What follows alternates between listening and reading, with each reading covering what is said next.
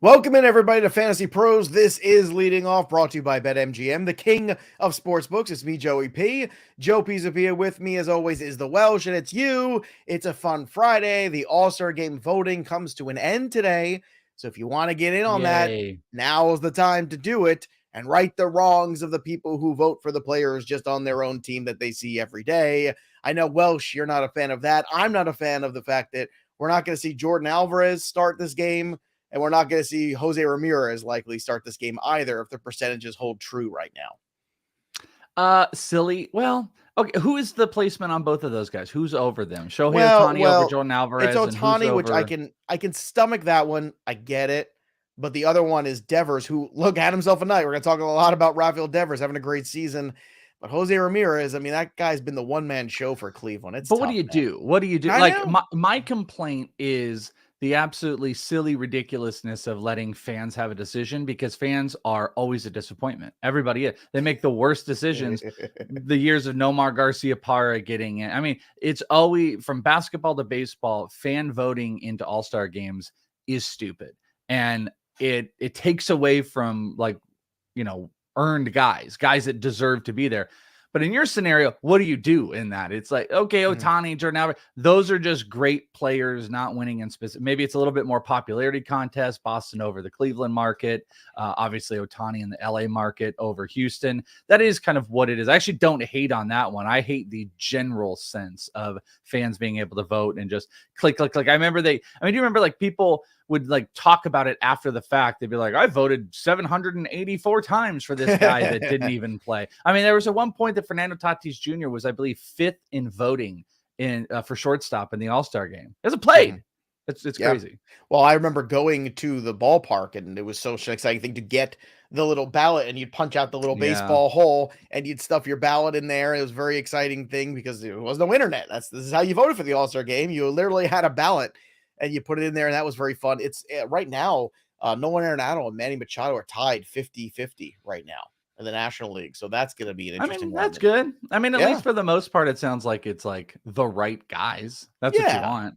It is. It is. Nothing's perfect. Nothing ever will be. We're all going to sit back and we're going to watch this game, and we're going to really analyze it and break it down. We're going to watch this highly competitive All-Star game. It's going to be such a great time. Let me ask you, Joe, do you actually watch this game? I typically do watch the first couple innings of the All-Star game. I don't watch it like I used to. When I was a kid, man, this was a big deal because you got to see a lot of the American players. And I used to watch the Yankees quite a bit. But, to see all the stars at one time, it was much more of an event. And there was much more National League versus American League vitriol that doesn't exist nowadays because of interleague play and all that stuff. Like, it just doesn't happen. So back in the day, in the 80s as a kid, let me tell you, even in the 90s, All-Star game was fantastic. It was must-see television for me. And now it's, you get really jazzed about the guy who would, like, take his hat off, like, oh, that's my player, that's my dude, and you get excited about it. But now I don't feel like there was fun competition stuff. Like, I don't know. There was something about, like, some of the players having, like, inner squabbly type of things. Like, it was fun seeing, like, Torrey Hunter take a home run away. But I'm just not an All-Star game guy. Like, it's NBA, baseball, football way down here. Well, like the All-Star games, I told you, the only way to fix the Pro Bowl is to have the 2 best Madden players on the planet play with those 2 rosters. And then I would have all the guys that they drafted on either side and just video their reactions to what's going on and all the trash talking. I think that would be must-see television. I would watch that. I would watch the 2 best Madden players of the world play those 2 rosters and have all the guys yell and scream at each other from either side of like benches where they were just sitting there and then maybe yelling at the guy because they used him wrong or stuff like that. I think that would be hysterical and fun. And nobody would get hurt. And look at this. What is up with Wonky? What is this snark here? Look at this comment. Up next, Welsh tells us why the home run derby should be a contest of who can take the most walk. What's up with this snark? What did I do to you, Wonky? Am I not on your side? You don't like me on this show now? That's I still like the home run derby. That I still always watch. Of course, because that is actually a fun thing. So I like the evolution of the derby over the years has been very good too. Like I like the timed limit things, and I like all of that, and it becomes more of an athletic feat, and he doesn't. These guys they add more time. I like skills competitions. See, that's the difference. Me too. Here. I like skills competitions. They also did. They're bringing it back. Not that anyone cares, but in the Arizona Fall League, they had a home run derby years and years ago, where they put up different obstacles around the field and they gave points. It was actually a hitting derby, now that I think about it. And you would get points by hitting certain things. I thought that was kind of cool. I like home run derbies. I like all of those type of things. I don't like all-star games because they're not competitive. Guys are not really trying. Right. And it's just, it's, I don't know. It's kind of a waste of our time, to be honest with you. But skills competitions, A-okay by me. Home run derby is the king of all of them. So basketball owns all-star games. Baseball owns single skills competitions. Well, let me tell you, dude, the dunk contest this year was the worst thing I ever saw. That was the worst dunk contest in the history of dunk contests. The Derby's got it beat by a long shot. Josh Donaldson slams Boston, sending the Yanks to their 60th win. That's right, Mike Mayer. That's for you. The Yankees have won 60 games. Rafael Devers, though, continues to own Garrett Cole with 2 more home runs. Unbelievable.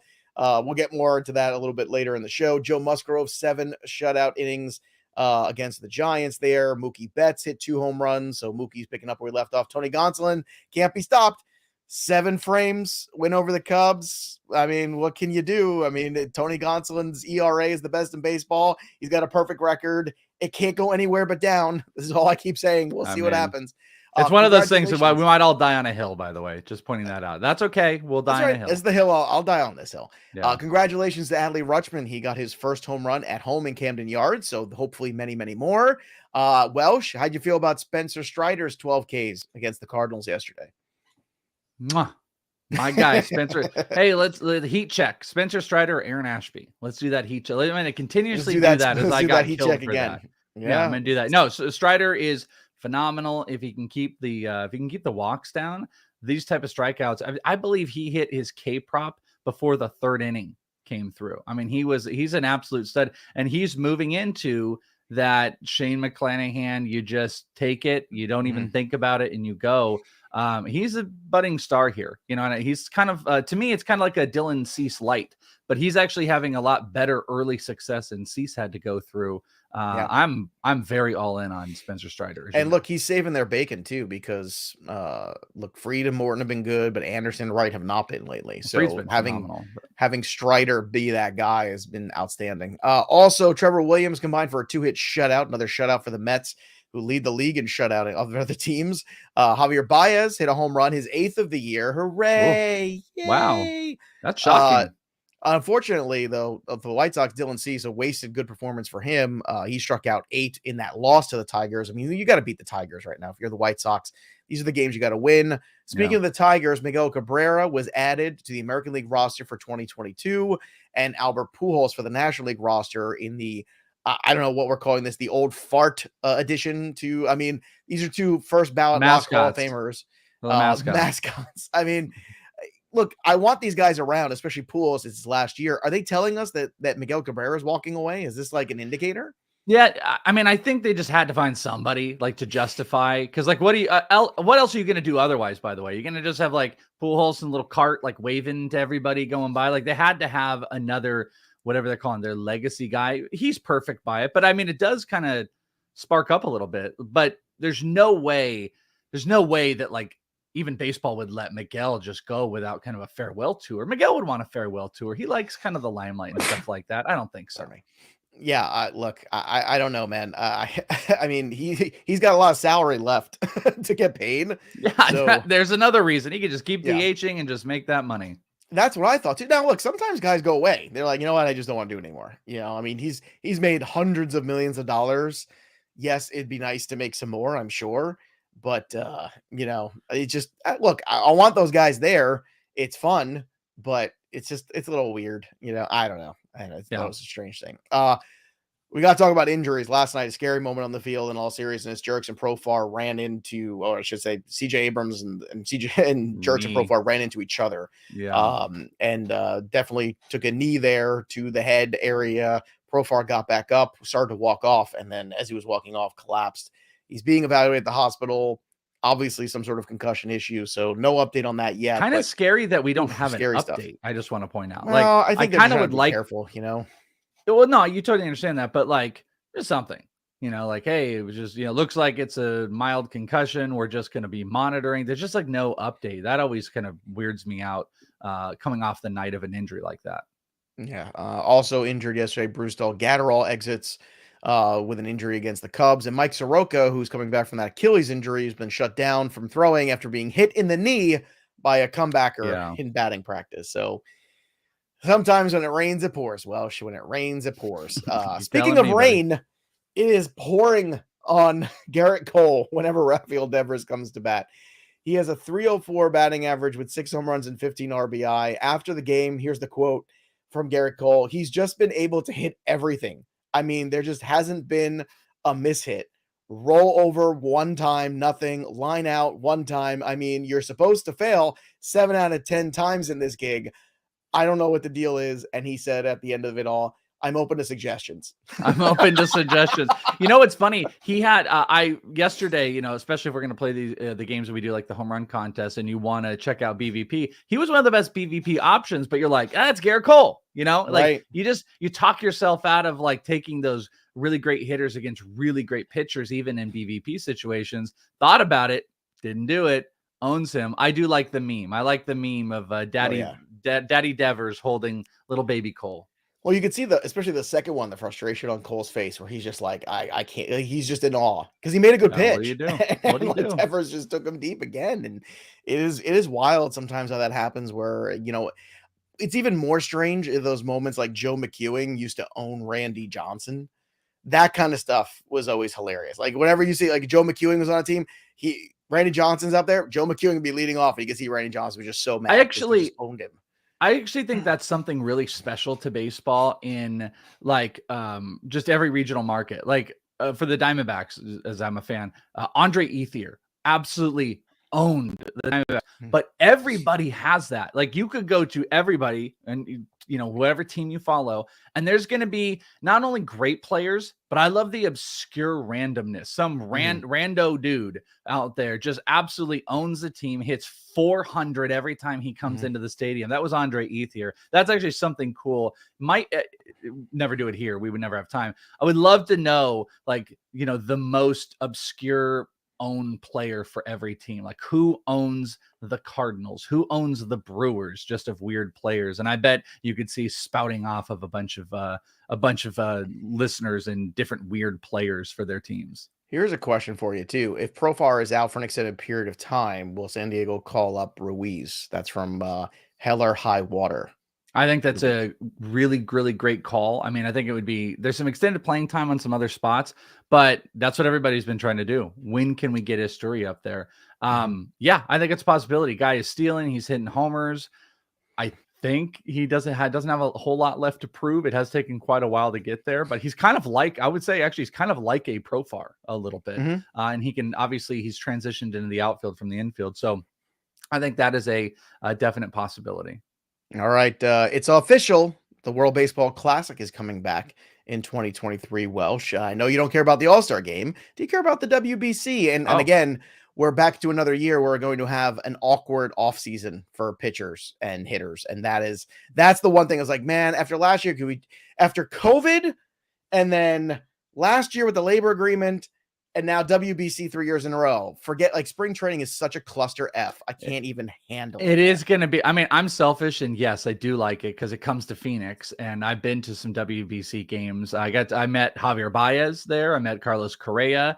I think it's actually I love the concept of it, but in person, I also like watching the games, but I do hate like it taking away from players being on teams, maturation time, stuff like that. I don't love that, but I love the competition. I kind of love the, the world versus world situation. So yeah, I'm a fan, but maybe, I don't know, maybe just don't do it in, spring training. Maybe you could do it like in January or something. Well, I know everybody wants days off and time off. There's no good time. That's the thing, is like there's no good time to do it. You can't do it in January because guys aren't ready, and then you can't do it in the middle of the season because don't want anybody to get hurt.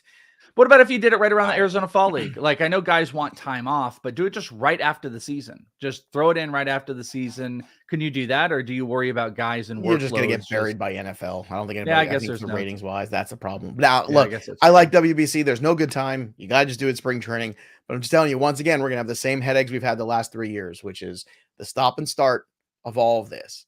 So it's gonna be ragged, man. I'm telling you right now. Another crazy year of this. Fun facts, Welsh. I know you love fun facts, and typically So they're about Shohei Ohtani, and typically this one is also. So highest slugging percentage with runners in scoring position over the last 50 years, Welsh. Shohei Ohtani at 621, Mike Trout at 616, Mark McGwire at 615. Lowest slugging percentage with allowed with runners in scoring position by pitchers in the last 50 years. Shohei Ohtani, number 1, 201. Dylan Betances at 211 and Aroldis Chapman at 226. That is insane. It is it's very obscure, but it's so relevant because they pick Jeremy Frank, who did it, MLB Random Stats, picks with runners in scoring position, and to have the guy be the most proficient hitter and pitcher with runners in scoring position, that actually might be my favorite, most random stat that I've seen in quite some time. It's crazy. I love that.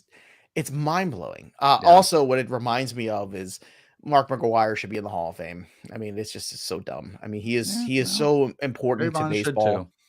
I mean, it's just so dumb. It's ridiculous. Anyway, also dumb and hilarious. I saw this tweet and I had to bring it up because this is a fun fact. There was a picture they had of Bat Day in the 70s where people weren't getting, those little miniature bats. I don't even know if they do that anymore. They were getting full out just 32-28 bats.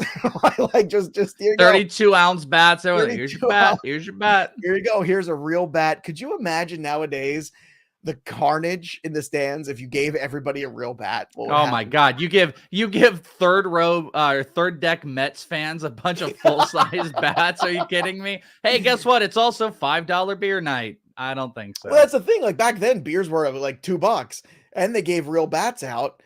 And there was no carnage. I can't even fathom if they did that nowadays. You see people I can't tell you how annoying it is when you see so many of these videos of people getting in fistfights at sporting events nowadays. And I'm sure that always happened. And now we're just videoing them all. Like I'm sure it always existed.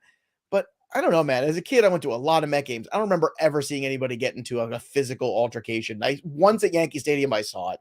But again, that was in the bleacher creature area. So like that's like fair. To pretend in like the 20s or whatever, whenever 30s, 40s, that they would just like take off their gloves and be like, no, sir, and just slap them with the glove. And it would just be like a very gentlemanly fight. Like I like to pretend it would be something like that and not, these dudes in bell bottom just falling over stands and stands. Could you imagine like that? Yankee Red Sox game 1978 and it's Bat Day? Like, I mean, and people walked out alive. That is incredible and just a fun fact. Back in my day, we were tougher. We had bats back in my day. You take a bat. You know what? Here's an argument. Helmet day the same day, so at least everybody has a fair chance. That's a good point. Maybe less fighting in the stands. Maybe just a little bit less fighting in the stands when everybody's got a lethal weapon. Maybe everyone behaves a little bit more. I doubt it. 1997, this day in baseball, I remember this distinctly. Sandy Alomar had a 30-game hit streak to end the first half of the season and then hit a 2-run homer in the front of his hometown crowd, Jacobs Field. This was the same game where Randy Johnson was throwing behind guys, which was hilarious. That was the whole, John Kruk thing. I believe it was Kruk and Larry Walker. I don't know if it was the Kruk or the Larry Walker one, which year it was. It was one of those two. And Sandy Alomar ended up getting the MVP. This was in 97. I remember that one. That was an awesome, fun contest for sure. And we're going to get a lot more all-star memories this day in baseball the next week or so. Also, here's your trivia question. Here you go. Mookie Betts recorded his 19th career multi-home run game out of the leadoff spot, tying with which player for the most all-time home runs in the leadoff spot? 19. Here's your hint. It's not Ricky Henderson. Go. There you go. I got a weird one. And my memory might be misremembering. Didn't Alfonso Soriano go out of the leadoff spot? Was it Soriano? He did. Was it Alfonso? Am I right? You are right. Finally, a broken clock one. Is right twice a day, and Welsh is right. Nailed that one, and I got it before any of the comments came up. That one, that was the baseball guides just coming down to my brain and giving me that one. I needed one. I love this one because yesterday a lot of people thought Soriano was the answer to the trivia question, and it wasn't. Oh, you're right about that. That's really, really good. So I was like, oh, this will be fun. No one will get this because everyone will be thinking of other people. My head would have gone to Ricky Henderson right away. That's why Ricky makes it. The other one, like a newer one, George Springer. I bet George Springer's pretty high on that list because he's hit a ton of leadoff bombs. Might be. Yeah. All right, let's get to the stat heroes from yesterday. Trevor Williams, 7 scoreless innings. Mets Twitter was just so miserable yesterday that Trevor Williams was pitching. They were like, why don't we just chalk this up to a loss? It's terrible. Why do we even throw this guy out there? 7 shutout innings later. There you go with a W. 10-0 win. Spencer Strider, terrific. 6 scoreless, 12 Ks, 2 walks. Joe Musgrove, 0 earned, 7 innings, 6 Ks, 4 Ks for Bo Bresky. And then you had Dylan Cease was good. Tony Gonsolin was good. Rafael Devers was great. 2 dingers for him. JD Davis, not special, but he was good last night. 3 for 4. Mookie Betts with 2 home runs. Aaron Hicks had a home run. He was one of our lineup builders this week. We had Josh Donaldson 2 for 4 with a home run. Derek Hall bounced back after an offer with 2 for 4 with a home run. So I'm sure that made Mike Mayer very happy. Jose Altuve 1 for 2 with a homer. 3 ribbies, having a great season. I think he's up to 17 or something crazy. What did I see something crazy like what's Jose Altuve's number of home runs? It's something absurd, I think. I'm going to take a guess. I think it's more like 15, but let's take a look here. I want to see that because I think I saw it flash. I was like, he's got that many. In the meantime, Eugenio Suarez. I got it right here. He has 17 homers, 6 stolen bases as well, which 6 stolen bases is, I always forget. I forget Altuve had a streak of 6 years straight of 30 or more stolen bases, 6 straight years. And he's up to 6, which is the highest since 2019. And he's, might be pushing the 2018 number. But wow, 6 straight years of 30 stolen bases. Dude, the guy's tremendous player. I know a lot of people don't like him anymore. I don't care. I like him. Eugenio Suarez 2 for 3 with a homer. Donovan Solano 3 for 4 with a homer. And Carson Kelly 2 for 4 with a homer. Garrett Cole's line without Rafi Devers is actually really good last night. It was like 6 scoreless innings with 7 Ks and 3 walks and 3 hits. But unfortunately, Garrett Cole gave up 5 earned runs, all courtesy of. I like if we'd measure that. Let's measure that the rest of the year. What's Garrett Cole's ERA ERA without Devers? They were like Garrett Cole's line against the Red Sox without Rafael Devers, with Rafael Devers, and I was like, that's very funny. But it's just brutal. It just owns him. Here's the hitter losers from last night. Jarren Duran 0 for 4 with 4 Ks. Jack Sawinski 0 for 7 day with 3 Ks. Kyle Farmer 0 for 7, 2 Ks. And hit by a pitch. And Matt Carpenter 0 for 5. Whit Merrifield 0 for 5, 2 Ks each. Whit Merrifield was starting to turn things around now in an 0 for 5. Don't like that at all. No bueno. I don't like that. Let's go to the home run board. And it was my bad yesterday. I uploaded the wrong one. This one is correct today. Hi Cubbies at 33. Hi Cubbies, getting all the praise. By the way, Go Cards got his free hat coming to him for the fantastic Photoshop earlier the week of me on Ryan Fitzpatrick's body. Joey basically. Fitzpatrick. Yeah, Joey Fitzpatrick. There you go. So Hi Cubby still at the top of the board. Welsh, you know what time it is. It's time for Betting Pros with BetMGM, the king of sports books. Bet $10, win $200 on any game, regardless of the outcome, when you sign up today and download the BetMGM app or go to betmgm.com and enter the promo code leading off. Again, if you're out of your fantasy leagues, you're getting bored, go play a little betting side of things. It's fun. Might make some of your money back if you do it smartly. Again, leading off is the promo code. It's one word, bet 10 to win 200. Doesn't matter what the outcome. You just got to get in the dance, and that's BetMGM, the king of sports books. Take my crown off. Let's talk about today. Jose Ramirez total bases against Kansas City is at plus 106 at the 1.5. Shane McClanahan, high number, Welsh, 8.5. Against the Reds, though, I think he can get over this. What do you think? So I'm glad that you stopped on this one, because this one I wanted to stop. Controversial. Because I picked him up, but here's something that does me a little bit. This line has moved, and it's moved. It seems quite a bit. It's moved to 7.5 over on DraftKings, and it's currently even money for 7.5. So 8.5 number was early. FanDuel had 8.5, and look at that, juice to hell. 152 for under 8.5. And in DraftKings, it is now 7.5 even money. That makes me worried, but I don't want to take myself off it. So it's one of my bets today, because McClanahan is the strikeout monster. You just take him, you auto take him, and don't worry about it, but you can get even money on him. So I'm going to do it. That's one of my picks.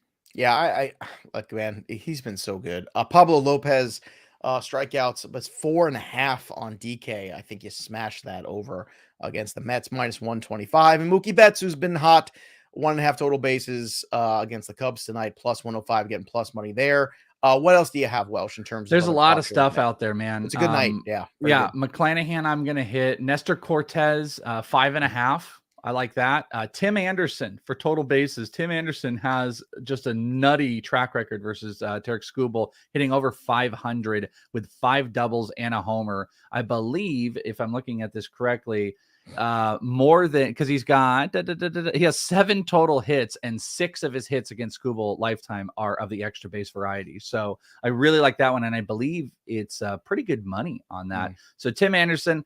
Those are my 3, Cortez, McClanahan, and Anderson. But I also like Giolito is really enticing. There's a bunch of great K prop guys on the market, and total base is a little bit, it's a lot of juice on the guys that you want to take on total bases, but that's okay. That's okay. Last 5 starts for McClanahan, 9 strikeouts, 7, 8, 10, 10 in the last 2.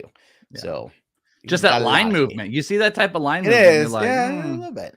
All right. When it comes to DFS today, Nestor Cortez at 10.1 is a nice start here. Charlie Morton at 9.2. There's a lot of 4 outcome games, a lot of games like Wheeler against the Cardinals and Wainwright. I don't want to get involved in that. There's a lot of that tonight. Just stay away. Like Bassett versus Pablo Lopez. Gross. Lucas Giolito, last 2 starts have been very good. 7.8K on DK. He's an outstanding choice with Morton or Nestor Cortez as a secondary arm on DK. If you want to play him on FanDuel as a tournament play, you can at 8.8 too. He's pretty cheap. Otherwise, you can play the all-day slate on FanDuel and get McClanahan at 11.5, but you got to play the all-day slate, not the regular 7:05 start, because that starts at 6:40. Nestor Cortez at 10.3 if you want to fade away or take McClanahan out of the running, which is also a way to approach the FanDuel slate tonight. It's just that one isolated game when you add the 6:40 game in, but you could get rid of McClanahan. Charlie Morton at 10K, Lucas Giolito 8.8, Nestor Cortez 10.3.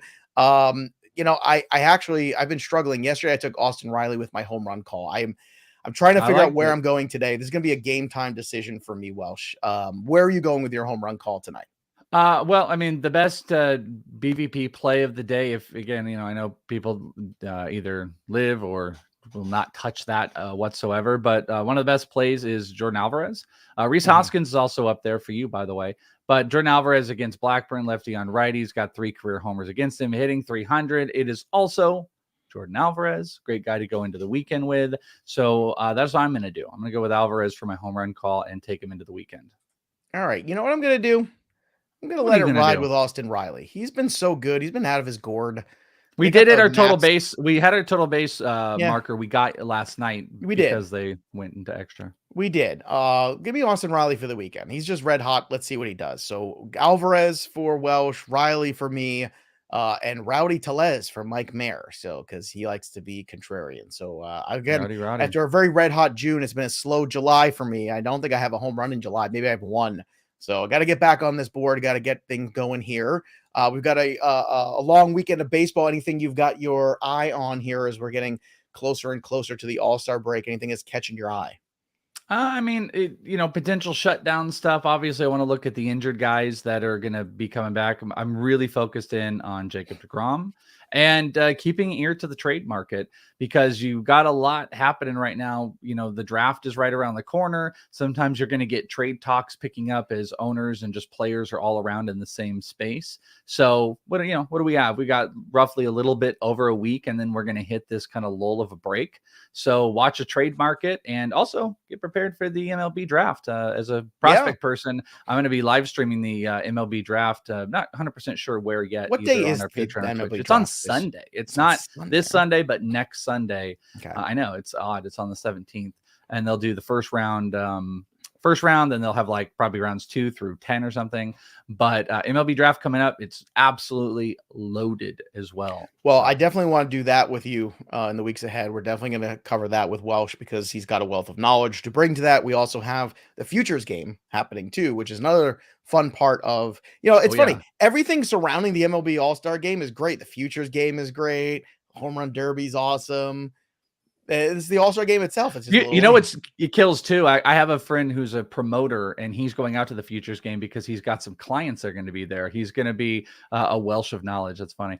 That'll be running some signing. Jordan Walker, Corbin Carroll, his clients, Yuri Perez. And he was kind of like, why are you not out there? And I was like, I know it's in LA. There's always that temptation to just get in the old truck and ride on out to LA, this little 4 or 5 hour, 5 or 6 hour drive and get to the futures game. I've never done it. It's one of the few, important prospect things that I've actually never, ever done. But it is, it's pretty loaded with a few pack. They did just release the rosters. There's a couple names that they threw out there, but it's loaded. So everybody should be paying attention because there are some guys that you will be drafting and playing with in the near future. Yes. And the Welsh of knowledge, hashtag Welsh of knowledge, is trending on Twitter right now. It's the number one thing trending. Oh, so of course. That'll do it for us, but the story of the game goes on. For the Welsh, I'm Joey P. We'll see you next time, kids. Have a great weekend, everybody.